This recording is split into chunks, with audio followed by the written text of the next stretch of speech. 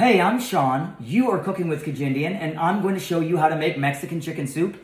It's a favorite around my house, and I'm making a double batch of it today. So what I have right here is 5.5 pounds of boneless, skinless chicken breast that I've trimmed up a little bit, and I'm going to season that up with taco seasoning. You can get as fancy as you want with this. I found it doesn't seem to make that big of a difference, but you do you.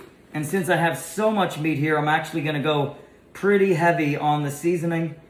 This is the foundation of the soup, and so I find this is not the place to skimp. There we go. Getting a glove on here, and I'm gonna mix this up.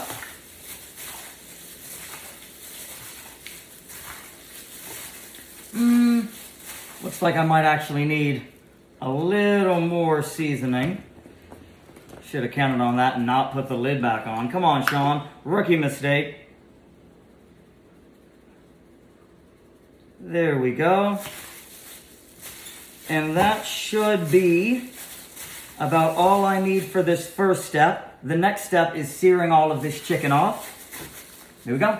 So I actually have 2 pots heating up over here with some oil in them because I am making a double batch. And to brown these off, all you want to do is layer these chicken breasts in here in batches. You don't want to crowd the pan.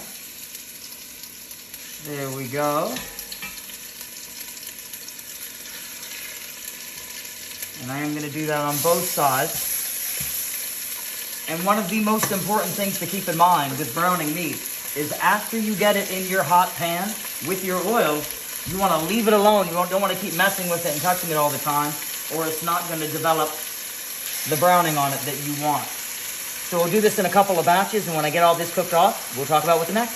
So the chicken is brown. You don't have to cook it all the way through. You're just trying to get a nice hard sear on it. You're going to chop that up later after it's cooled. But in the meantime, to each of these pots that I was browning the meat in, I'm going to add 1 whole onion and 3 cloves of garlic here. And I leave this really large because I'm going to be using an immersion blender on this later.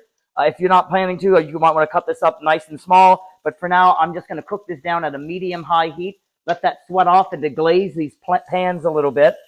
And while I say deglaze these pans, I'm going to get out in front of this. Later, this pan on the left is going to switch. I'm going to switch this to a soup pan, but I want to get all this goodness off the bottom before I switch the pan. The onions are starting to sweat down. They're starting to get off a little bit of moisture. Just to speed that up a little bit, I'm going to add a pinch of salt to both of these. And you want to keep stirring these up because they will kind of give off some of that liquid and help you get the bottom of this pan all cleaned up. You're going to want to continue to cook these until they turn translucent, and then we will begin to add our other ingredients. So my onions have cooked down. They've become translucent. I'm going to start adding my actual seasoning. To each of these, I'm going to add about, go ahead and take this off, make it a little easier, about 1.5 teaspoons of cumin powder. Here I have a little chili powder I made. You can use the store-bought. I'm sure it'll be just as good or nearly as good. And I'm going to go about 2 teaspoons of chili powder. Some Mexican oregano here. About 1/2 teaspoon in each of these. There we go. Rub that up a little bit. Last but certainly not least, a little Achiote powder. I go about 1/2 teaspoon in each one of these pots. And I'm just going to stir this up. Let this bloom a little bit before we start adding any more ingredients. And we're going to let this cook for about 30 seconds or so. All right, our spices have bloomed. And so what's up next? None other than homemade chili paste. I'll bet you can buy this online. I will have a video up very shortly about how you can make it Kajindian style, as I do. And I am adding about 1/3 cup to each of these pots. I'm going to go ahead and cook this up and allow that chili paste to fry just for a moment as well. All right, last but certainly not least, we have our salsa verde, and I'm going to add about 1 cup of this to each of these pots. And this is homemade, but I'm sure you can buy some from the store, some jar or something. It would still be very good. And our next step is going to be to add the chicken stock to this. So I cooked down the salsa verde with everything else for about 1.5 minutes, and now I am adding the liquid here, most of the liquid, the chicken stock, into each of these pots. I am adding 6 cups of chicken stock, prepackaged. No shame in that if you don't have time to make it from scratch. And this may actually not be quite enough liquid. We'll find out in a little bit. And if we have to, we'll supplement with a little bit of water because I think this is all the chicken stock that I have. But we're going to let this come to a simmer before we add the secret ingredient that makes this so amazing. All right, so I was not prepared for a double batch. I ended up having to add about 6 cups of water to each of these pots. A trick I found out, though, the last time I ran out of stock, you can use this chicken and tomato flavored bouillon to flavor your water for this soup. So for 6 cups of water, I added about a tablespoon of this flavored bouillon powder.